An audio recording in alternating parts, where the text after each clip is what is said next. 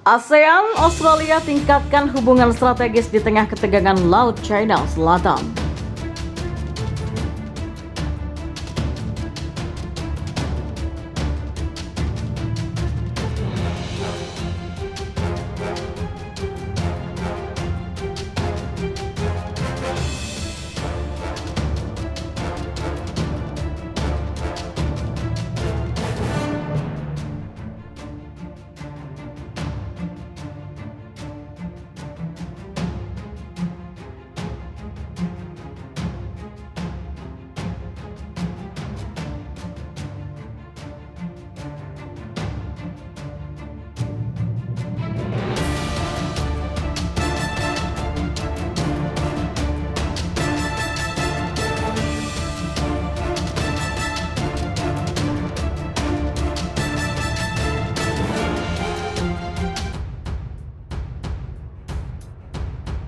ASEAN Australia tingkatkan hubungan strategis di tengah ketegangan Laut China Selatan. Para pemimpin Indo-Pasifik Australia dan ASEAN sepakat untuk meningkatkan hubungan mereka untuk menjadi kemitraan strategis yang komprehensif, kata ketua blok itu pada hari Rabu kemarin tentang peningkatan hubungan yang telah diupayakan China sejak tahun lalu tetapi belum diberikan.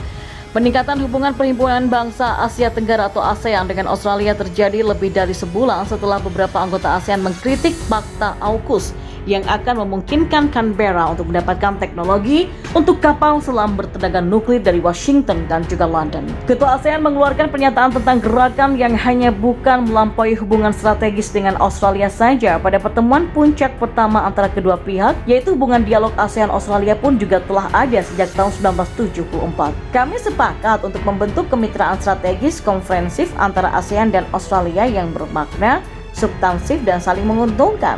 Kami juga senang dengan kemajuan yang stabil dalam meningkatkan hubungan dialog ASEAN-Australia selama 47 tahun terakhir, termasuk dalam pelaksanaan rencana aksi untuk menerapkan kemitraan strategis ASEAN-Australia. Dan berbicara menjelang pengumuman Ketua ASEAN tentang kemitraan strategis komprehensif atau CSP, Perdana Menteri Australia Scott Morrison mengatakan bahwa Canberra telah mengusulkan peningkatan hubungan dan jika ASEAN memutuskan untuk menyetujui CSP, maka Australia tentu saja siap.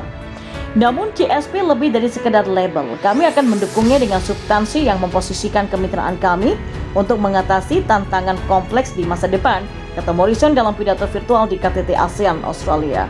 Dia pun lebih lanjut mengatakan Canberra akan menyediakan 124 juta US dollar untuk mendanai proyek yang diidentifikasi bersama oleh ASEAN dan Australia untuk mengatasi tantangan yang muncul. Hal ini termasuk pemulihan COVID-19, terorisme, kejahatan transnasional, keamanan energi, dan juga transisi kepada teknologi emisi yang lebih rendah. Sementara itu, Beijing masih menunggu untuk mendengar dari ASEAN tentang keinginan untuk meningkatkan kemitraannya dengan blok tersebut seperti yang dinyatakan tahun lalu dan ditegaskan kembali pada bulan Juni karena bersaing dengan Amerika Serikat dan Inggris dan juga Australia yang menggunakan pengaruh dalam kawasan yang telah menjadi teater geopolitik global saat ini. Keinginan China untuk meningkatkan hubungan bilateralnya mencerminkan kepentingan ekonomi dan strategis ASEAN yang sudah berlangsung lama bagi Beijing, kata sebuah artikel bulan lalu dalam publikasi Isaias Yusof Ishak Institute Singapura. Pada KTT China ASEAN pada hari Selasa, Beijing tidak berbicara tentang peningkatan hubungan. Apa yang dilakukannya adalah menawarkan untuk bersama-sama mengadakan pertemuan puncak untuk memperingati 30 tahun hubungan dialog China-ASEAN yang menurut beberapa laporan akan dihadiri oleh Presiden Xi Jinping. Usulan China sejauh ini telah disambut dengan tanggapan yang dibungkam dengan sopan oleh ASEAN, tulis artikel dalam publikasi Isaias. ASEAN khawatir bahwa menerima usulan tersebut dapat ditafsirkan sebagai berpihak terhadap Washington. Katanya, seraya menambahkan bahwa setiap hubungan politik atau keamanan antara China dan blok itu akan tunduk pada perubahan ketegangan tarik-menarik yang berkaitan dengan Laut China Selatan yang disengketakan. China mengklaim hampir seluruh Laut China Selatan termasuk perairan di dalam zona ekonomi eksklusif Taiwan dan anggota ASEAN Brunei, Malaysia, Filipina, dan juga Vietnam. Beijing pun secara agresif memiliterisasi Laut China Selatan yang dianggapnya sebagai wilayah mereka sendiri. Dan tanpa segan juga, Beijing telah meningkatkan serangan kepada zona ekonomi eksklusif negara-negara penuntut lainnya menggunakan milisi maritimnya untuk mengganggu nelayan di perairan yang diklaim oleh negara lain dan memarkir kapal surveinya di zona kaya minyak di perairan lain. China pun mencatat dengan meningkatnya kekhawatiran atas percepatan kebebasan operasi navigasi Washington di Laut China Selatan adalah sebagai tanggapan terhadap militerisasi agresif jalur air Beijing dan serangan tanpa malu-malu ke ZEE negara-negara penuntut lainnya. Kini, dalam menghadapi percepatan kebebasan operasi navigasi Washington di Laut China Selatan, Beijing pun mencari sekutu di Asia Tenggara, tetapi negara-negara di kawasan ini telah waspada meskipun dengan adanya pengaruh keuangan dari China. Dan tak satu pun dari faktor ini menjadi masalah antara ASEAN dan Australia, AUKUS ataupun ASEAN. Meskipun Fakta AUKUS trilateral telah menjadi sumber kekhawatiran bagi beberapa negara anggota blok tersebut, baik ASEAN maupun Morrison dari Australia tidak menghindar untuk membahas fakta antara Australia, Amerika Serikat, dan Inggris yang telah diumumkan pada 15 September lalu yang akan memastikan pengiriman armada kapal selam bertenaga nuklir untuk Canberra.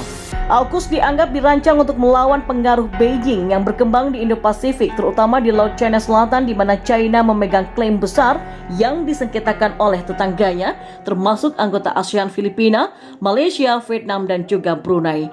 3 negara demokrasi maritim AUKUS tidak menyebut China. Mereka mengatakan fakta itu akan memungkinkan mereka untuk memperkuat dukungan bagi kepentingan keamanan dan pertahanan satu sama lain dan membantu mempertahankan perdamaian dan stabilitas di kawasan Indo-Pasifik. Pengumuman tentang AUKUS tersebut langsung mengundang komentar dari beberapa anggota 10 negara ASEAN karena mereka adalah bagian dari kawasan Indo-Pasifik dan Laut China Selatan adalah halaman belakang rumah mereka. Indonesia dan Malaysia tidak senang dengan fakta yang mengatakan akan mendorong perlombaan senjata mungkin nuklir di Asia Tenggara. Dan Filipina, Singapura, juga Vietnam positif tentang AUKUS. ASEAN yang bekerja dengan konsensus tak bisa menyepakati pernyataan bersama tentang AUKUS. Perdana Menteri Morrison dan pejabat tinggi Australia lainnya juga berbicara lewat telepon dan bertemu langsung dengan para pemimpin dan menteri ASEAN untuk meyakinkan bahwa mereka, Canberra, menyadari komitmennya pada non-proliferasi nuklir dan percaya pada sentralitas ASEAN di Asia Tenggara. Dan pada hari Rabu kemarin, Ketua ASEAN memberikan pernyataan bahwa blok tersebut menyambut dukungan berkelanjutan dan penegasan kembali Australia untuk sentralitas ASEAN dan komitmennya terhadap perdamaian, stabilitas, dan juga keamanan regional. Dari negara anggota ASEAN, Indonesia lah yang menegaskan kembali keprihatinannya, tetapi juga mengatakan sepenuhnya mendukung hubungan baru yang ditingkatkan yang telah dibangun blok regional dengan Australia. Sementara Presiden Filipina Rodrigo Duterte mengatakan pengaturan seperti AUKUS tak boleh mempersulit metode kerja kami untuk kerjasama. Sementara itu, Morrison dari Australia mengatakan kepada ASEAN pada Rabu kemarin bahwa AUKUS memperkuat dukungan yang dimiliki Canberra untuk arsitektur regional yang dipimpin oleh ASEAN. Laut China Selatan panas kembali, Filipina ngamuk kepada China. Filipina marah kepada China. Negara itu dikabarkan akan mengirimkan protes diplomatik terbaru ke negeri Presiden Xi Jinping. Dan ini bukan tanpa sebab. Karena sebanyak 100 kapal China kembali masuk ke perairan sengketa di Laut China Selatan atau LCS yang diklaim oleh Manila. Kawasan yang dimaksud dikenal dengan nama Scarborough Shoal atau terumbu karang ini terletak di 218,5 km barat pulau utama Filipina, Luzon. Menteri Luar Negeri Filipina mengirimkan 3 pesan lewat Twitter terkait protes tersebut. Hal ini merupakan langkah terbaru Filipina sejak intens berseteru dengan China soal zona ekonomi eksklusifnya sejak awal 2020. Ajukan sekarang protes kita ada perbatasan ke China dan gencar melanggar hukum terhadap nelayan Filipina, kata Locsin yang dikutip dari RVA pada Jumat kemarin. Protes ini pun bukan pertama kalinya diajukan oleh Filipina ke China. Hal sama yang pernah dilakukannya pada April juga pada saat 200 kapal China memenuhi LCS pada Maret. Sebelumnya dalam laporan lain, kapal China memang disebut menumpuk di Laut Filipina Barat dan setidaknya ada 150 kapal yang berupa armada penangkap ikan. LCS diklaim China hingga 80% lebih dan ini membuat sejumlah negara selain Filipina menjadi panas, termasuk Malaysia dan juga Vietnam. Kapal perang China terdeteksi di dekat perairan Natuna pada Senin 13 September 2021 lalu. Kapal Cina kembali masuk ke wilayah perairan Indonesia, membuat nelayan panik dan ketakutan. Pasalnya kapal yang masuk ke wilayah Indonesia tersebut adalah kapal perang. Hal ini tampak dari hasil video rekaman nelayan yang berada di Kepulauan Riau. Menerima laporan terkait hal tersebut, Angkatan Laut Indonesia meningkatkan patroli di sekitar Pulau Natuna. Angkatan Laut Indonesia membenarkan bahwa kapal-kapal Cina dan Amerika Serikat terdeteksi di dekat perairan internasional. Angkatan Laut Indonesia meningkatkan patroli di sekitar Pulau Natuna di Laut Cina Selatan setelah kapal-kapal Cina dan AS terdeteksi di dekat perairan internasional. Demikian tutur seorang pejabat Angkatan Laut pada Kamis 16 September 2021. Hasil pemantauan menyebutkan bahwa tidak ada gangguan dari kapal-kapal tersebut.